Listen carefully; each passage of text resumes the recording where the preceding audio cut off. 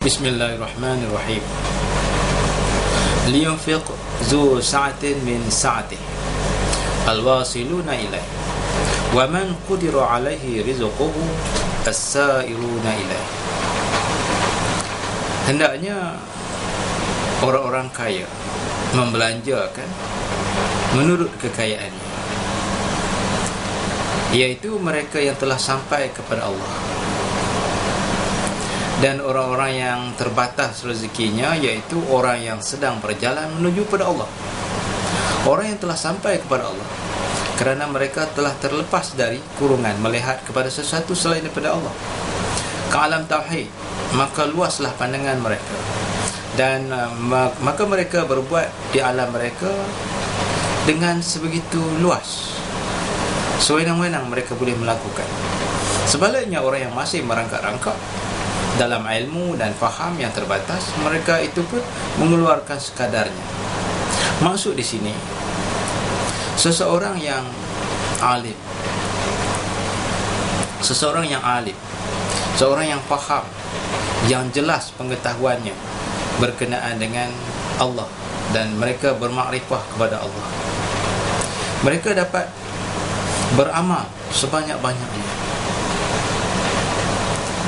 Mereka melihat, tidak ada yang mereka dapat melihat melainkan mereka dapat melihat kebesaran Allah SWT. Bagi mereka yang mempunyai ilmu yang sedikit, faham yang sedikit, seperti mana orang yang ada rezeki yang sedikit, maka banyak mana dia boleh bagi? Dia boleh bagi sedikit lah, sekadar mana yang dia ada. Jadi kalau dia ada ilmu sikit berkenaan dengan tauhid, maka dia buat sekadar itu. Orang yang ada ilmu banyak, mereka dapat buat lebih banyak. Itu perbezaan dia.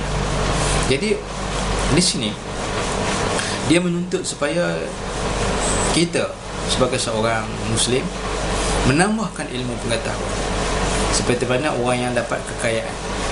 Kita menambahkan ilmu pengetahuan, kita memohon doa kepada Allah Subhanahu Wa Taala. Dengan doa tadi, Allah Ta'ala memberikan kepada kita ilmu pengetahuan, ilmu bermakrifah. Dengan cara itu kita dapat menyumbang lebih banyak, iaitu dapat kita beramal ibadah dengan lebih banyak, berbanding dengan orang yang ilmunya sedikit, tetapi dia kena beribadah juga, tapi ibadahnya sedikit kerana dia kurang faham berkenaan dengan agama. Itu sebab kalau kita lihat dalam diriwayatkan, Rasulullah pernah bersabda, Rasulullah kata, Abu Bakar As-Siddiq, dia sembahyang 2 rakaat, pahalanya langit dengan bumi. Sebab apa?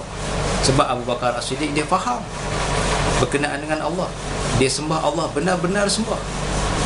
Berbeza dengan orang yang kurang ilmu, mereka sembahyang pun buat lebih-lebih kurang, sembahyang yang tidak khusyuk, sembahyang yang lebih-lebih kurang.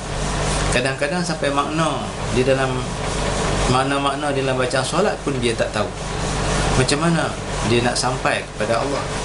Ini perbezaan. Oleh kerana itu, sebagai kesimpulan, kita sebagai seorang Muslim mesti menambahkan ilmu pengetahuan berkenaan dengan makrifah kepada Allah, supaya boleh meningkatkan amal kita kepada Allah Subhanahu Wa Taala. Dan janganlah kita biarkan ilmu kita setakuk yang lama, di tahap yang lama. Kalau di tahap yang lama, amalan kita pun tak seberapa, amalan kita sikit saja.